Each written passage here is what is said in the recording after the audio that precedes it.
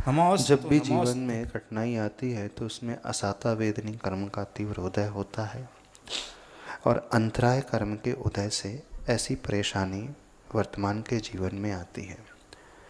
यदि हम चाहते हैं कि हमारा वो तीव्र उदय, जो पाप कर्म का उदय था, वो कम हो जाए और पुण्य कर्म हमारा उदय में आने लगे, तो क्या करना होगा? अब ऐसे कार्य करना चाहिए जिससे साता वेदनी कर्म का बंध हो।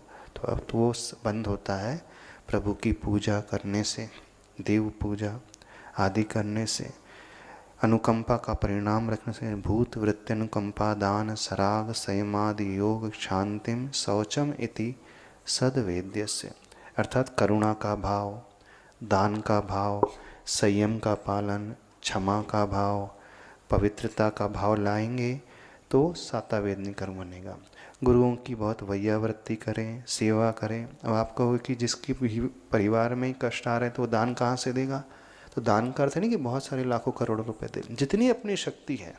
तो आचार्य भगवान कहते थे, मान लीजिए किसी के पास शक्ति नहीं है, वो चौका नहीं लगा सकता, तो पानी तो दे सकता है कि नहीं? तो स्वयं कुएं से पानी खींचे, प्रासुक करे और जल लेकर के जाए, वही दे दे तो उसका दान माना जाएगा।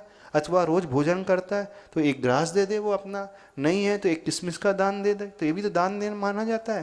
क्योंकि समझे, गरीबी जो आती है, प्रतिकूलता जो आती है, वो इस कारण आती है कि पूर्व भाव में उस जीव ने दान नहीं दिया है। तो जब वो जितना दान देगा तो उसका पुण्य बढ़ता चले जाएगा और उसकी गरीबी और प्रतिकूलता धीरे धीरे घटती चले जाएगी।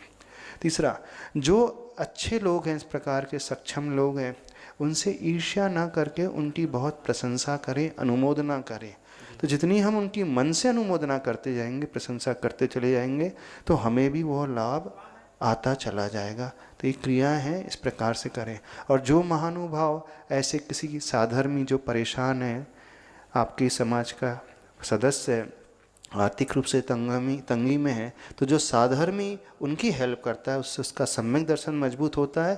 फिर वो भविष्य में चक्रवर्ती जैसी संपदा को पाने वाला होता है। नहीं, उससे भविष्य में कभी किसी प्रकार के अभाव नहीं आएंगे, कोई परेशानी नहीं आएंगी।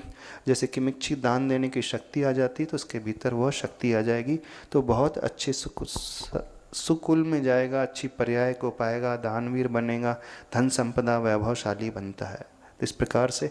और उससे उसका सम्यक दर्शन पुष्ट होता है, क्योंकि यही तो हमारा सम्यक दर्शन का अंग है कि वात्सल्य होगा तो वात्सल्य वाला जीव जो है अपने साधर्मी को ऊपर उठाता है, उसका स्थितिकरण अंग का पुष्टि होगी, क्योंकि सामने वाले को पुनः स्थापित कर देगा तो उसका स्थितिकरण हो जाएगा।